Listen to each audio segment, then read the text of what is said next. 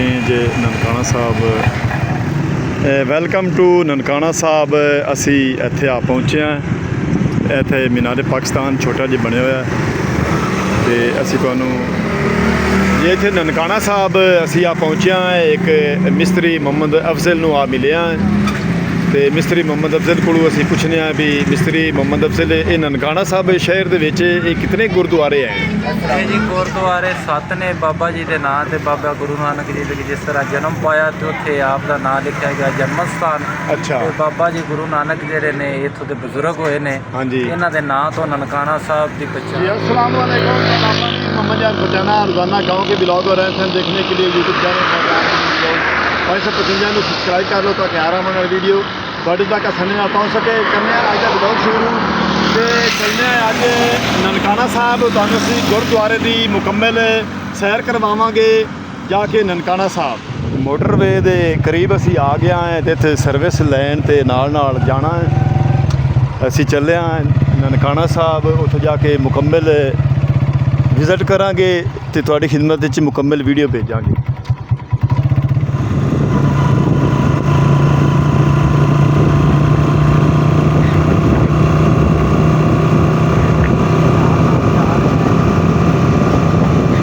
Motorway interchange ਦੇ ਨਾਲ ਅਸੀਂ ਤਾਂਦੜਿਆਂ ਵਿੱਚ ਨਿਕਲ ਪਿਆ ਹੈ ਤੇ ਅਸੀਂ ਚੱਲੇ ਹਾਂ ਨਨਕਾਣਾ ਸਾਹਿਬ। ਉੱਥੇ ਨਨਕਾਣਾ ਸਾਹਿਬ ਜਾ ਕੇ ਪੂਰੀ ਮੁਕੰਮਲ ਗੁਰਦੁਆਰੇ ਦੀ ਤੁਹਾਨੂੰ ਵਿਜ਼ਿਟ ਕਰਵਾਵਾਂਗੇ।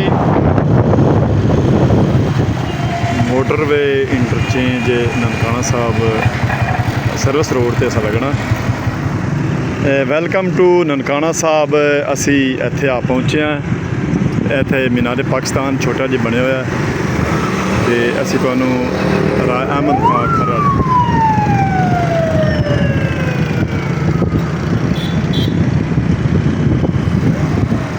ਅਤੇ ਮੀਨਾਰ ਪਾਕਿਸਤਾਨ ਚੌਕ ਹੈ ਇੱਥੇ ਆ ਪਹੁੰਚੇ ਹਾਂ ਅਤੇ ਇੱਥੋਂ ਅਸੀਂ ਤੁਹਾਨੂੰ ਮੀਨਾਰ ਪਾਕਿਸਤਾਨ ਚੌਕ ਦਾ ਜਿਹੜਾ ਨਾ ਮੇਨ ਚੌਕ ਹੈ ਨਨਕਾਣਾ ਸਾਹਿਬ ਦਾ ਦਿਖਾ ਰਹੇ ਹਾਂ। ਨਨਕਾਣਾ ਸਾਹਿਬ ਸ਼ਹਿਰ ਅਸੀਂ ਪਹੁੰਚ ਆਏ ਹਾਂ ਅਤੇ ਇਹ ਗੁਰਦੁਆਰੇ ਦੇ ਕਰੀਬ ਅਸੀਂ ਆਏ ਖੜ੍ਹੇ ਹਾਂ ਅਤੇ ਅੱਗੇ ਜਾ ਕੇ ਤੁਹਾਨੂੰ ਅਸੀਂ ਗੁਰਦੁਆਰੇ ਦਾ ਉੱਧਰੋਂ ਵਿਜ਼ਿਟ ਕਰਵਾਉਂਦੇ ਹਾਂ।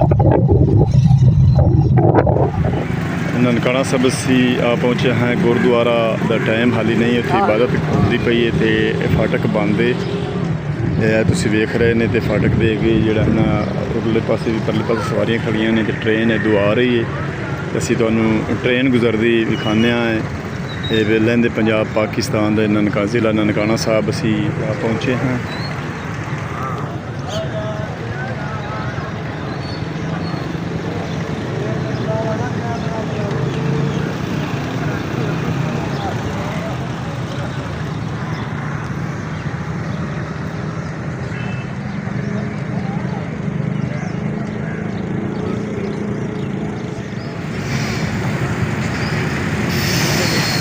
ट्रेन बिल्कुल नज़दीक आ गई तो गुजर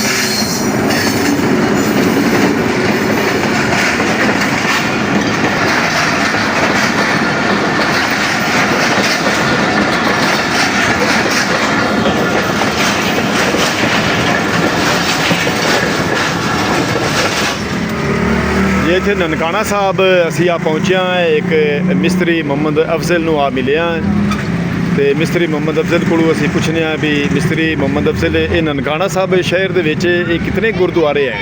ਇਹ ਜੀ ਗੁਰਦੁਆਰੇ 7 ਨੇ ਬਾਬਾ ਜੀ ਦੇ ਨਾਂ ਤੇ। ਬਾਬਾ ਗੁਰੂ ਨਾਨਕ ਜੀ ਦੇ ਜਿਸ ਤਰ੍ਹਾਂ ਜਨਮ ਪਾਇਆ ਤੇ ਉੱਥੇ ਆਪ ਦਾ ਨਾਂ ਲਿਖਿਆ ਗਿਆ ਜਨਮ ਸਥਾਨ। ਅੱਛਾ। ਤੇ ਬਾਬਾ ਜੀ ਗੁਰੂ ਨਾਨਕ ਜਿਹੜੇ ਨੇ ਇੱਥੋਂ ਦੇ ਬਜ਼ੁਰਗ ਹੋਏ ਨੇ। ਹਾਂਜੀ। ਇਹਨਾਂ ਦੇ ਨਾਂ ਤੋਂ ਨਨਕਾਣਾ ਸਾਹਿਬ ਦੀ ਪਛਾਣ ਹੈ ਕਿ ਸਭ ਤੋਂ ਪਹਿਲੇ ਸਰਕਾਰ ਬਾਬਾ ਗੁਰੂ ਨਾਨਕ ਨੇ ਪੁਰਾਣਾ ਨਨਕਾਣਾ ਦੇ ਵਿੱਚ ਜਨਮ ਪਾਇਆ ਹੈ। ਇੱਥੇ ਨਨਕਾਣੇ ਨੂੰ ਇਹਨਾਂ ਦਾ ਜਨਮ ਸਥਾਨ ਗੁਰਦੁਆਰਾ ਜਿਹੜਾ ਕਿਹਾ ਜਾਂਦਾ ਹੈ। ਇੱਕ ਬਾਬਾ ਜੀ ਨੇ ਫਰਮਾਇਆ ਹਿੰਦੂ ਖਾਂ ਤੇ ਮੈਂ ਮਾਰਿਆ ਜਾਂ ਤੇ ਮੁਸਲਮਾਨ ਵੀ ਮੈਂ ਹਾਂ। 5 ਤਨ ਦਾ ਪੁਤਲਾ ਮੇਰਾ ਤੇ ਨਾਨਕ ਮੇਰਾ ਨਾਮ। ਵਾਹ ਜੀ ਵਾਹ, ਕੀ ਬਾਤ ਹੈ। ਅਸੀਂ ਤੁਹਾਨੂੰ ਇਹ ਭਾਈ ਅਫਜ਼ਲ ਕੋਲੋਂ ਹਕੀਕਤ ਜਿਹੜੀ ਹੈ ਨਾ ਗੁਰੂ ਨਾਨਕ ਦੇ ਜਨਮ ਦੀ ਇਹ ਦਾਸਤਾਨ ਥੋੜ੍ਹੀ ਜਿਹੀ ਉਹਦੇ ਲਫ਼ਜ਼ਾਂ ਦੇ ਵਿੱਚ ਅਸੀਂ ਤੁਹਾਨੂੰ ਇਹ ਦੱਸ ਰਹੇ ਹਾਂ ਅਤੇ ਅੱਗੇ ਚੱਲ ਕੇ ਅਸੀਂ ਗੁਰਦੁਆਰੇ ਦਾ ਵਲੌਗ ਬਣਾ ਕੇ ਵੀ ਤੁਹਾਡੀ ਖਿਦਮਤ ਵਿੱਚ ਅਸੀਂ ਭੇਜਦੇ ਹਾਂ।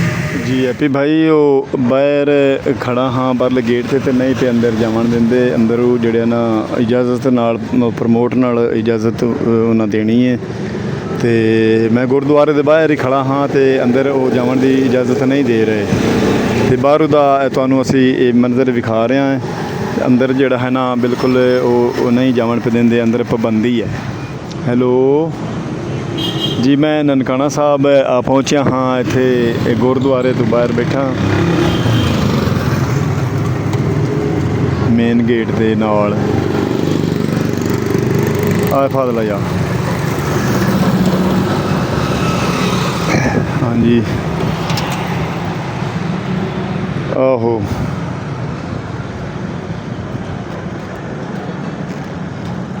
ਬਾਹਰੋਂ ਦਾ ਵਿਜ਼ਿਟ ਕਰਵਾ ਰਿਹਾ ਤੁਹਾਨੂੰ ਮੈਂ। ਹਾਂਜੀ ਬਾਹਰ ਦਿਖਾ ਰਿਹਾ। ਅੰਦਰ ਸਖਤੀ ਹੈ, ਬੜੀ ਸਖਤ ਮਨਾ ਹੈ, ਅੰਦਰ ਨਹੀਂ ਜਾਵਣ ਤੇ ਦਿੰਦੇ। ਹਾਂਜੀ बिल्डिंग तकरीबन है 4 मंजिला है।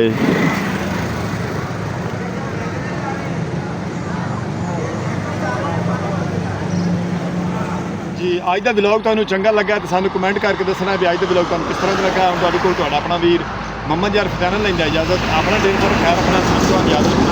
कल मिलांगे नवे व्लॉग नाल, तब तक अल्लाह हाफिज़।